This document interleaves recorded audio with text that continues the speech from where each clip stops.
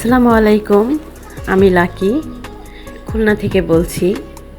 Bangladeshi blogger lucky channel থেকে আপনাদেরকে সবাইকে স্বাগত জানাচ্ছি। সবাই কেমন আছেন? আল্লাহর রহমতে সবাই ভালোই আছেন। তো আমি চলে আসলাম আমার ডেইলি লাইফস্টাইল ব্লগ নিয়ে। তো আশা করি সবাই মনোযোগ দিয়ে একটু হলেও দেখবেন। আমি গতকাল মার্কেটে গিয়েছিলাম একটু বাজার করার জন্য। তো বাজার করে আসার পরে বাজার করলাম কি সেটা পরে দেখাবো। এর আগে দেখাচ্ছি যে আমার ঘরের কিছু কেনাকাটা করেছি। তো প্রতিদিনই আমার কেনাকাটা করতে ইচ্ছা করে, কিচ্ছু করার নাই, মনটা এরকমই ছোট মানুষের মতো করে। মনে হয় এটা কিনি ওটা কিনি। সামনে আমার মেয়ের বার্থডে, ছোটটা আমার ছোট মেয়ে সারামণি, ওকে আপনারা প্রায়ই দেখে থাকেন আমার ভিডিওতে। ওর বার্থডে, তো আমি ওর বার্থডে উপলক্ষে আমরা একটু মার্কেটে গিয়েছিলাম কিছু কেনাকাটা করার জন্য।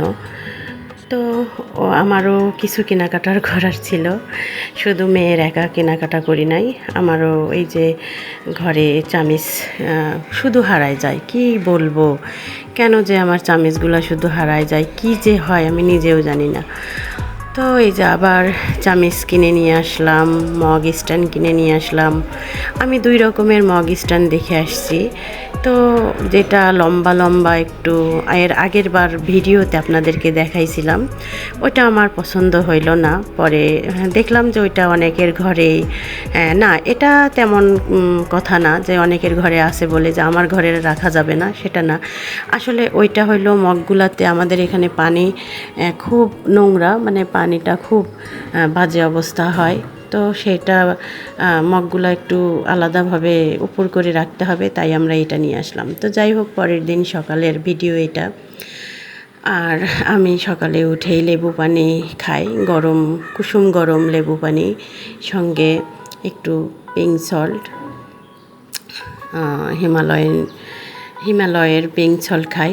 তো আমি সকালে উঠে 1 গ্লাস পানি খেয়ে নিলাম, সঙ্গে মগ স্ট্যান্ড থেকে আমি মগ নিয়ে পানি খেয়ে আবার সুন্দর করে সাজায় রাখলাম। তো বারবার সাজাচ্ছি গুজাচ্ছি, দেখতেছি কোনটা কোথায় রাখে। আর এই যে ঘি দেখতে পাচ্ছেন, এই ঘিটা হচ্ছে আমার হাজব্যান্ড বানিয়েছে। আমি দুধের সর উঠাইছিলাম, সেখান থেকে আমার হাজব্যান্ড খুব সুন্দর করে ঘি বানায় দেয়, আসলে খেতে খুব মজা লাগে।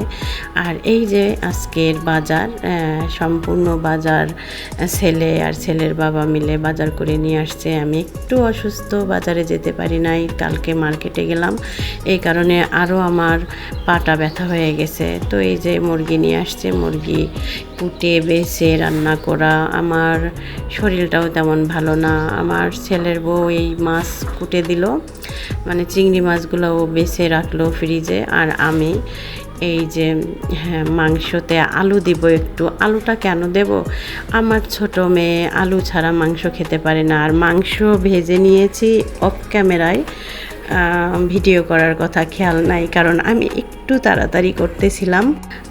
যে মানে কাজগুলো একটু তাড়াতাড়ি কেন করতেছিলাম, আমি একটু অসুস্থ, বারবার বলতেছি একটা কথা যে আমি একটু অসুস্থ, এই জন্য তাড়াতাড়ি কাজগুলো করে নিচ্ছিলাম যেন আমি একটু রেস্ট করতে পারি।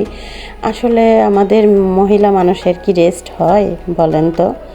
হয় না, তেমন একটা রেস্ট হতে চায় না। এই যে আমি এত যে অসুস্থ, তারপরেও কিন্তু আমাকে রান্না বান্না করতে হচ্ছে। গতকাল মেজো মেয়েটা রান্না করেছে, আবার ছেলের বউ আসছে, ছেলের বউ রান্না করবে, সমস্যা নাই, কিন্তু তারপরেও দেখা যাচ্ছে যে আমি গার্জিয়ান হিসাবে আমাকেই রান্না করতে হয়।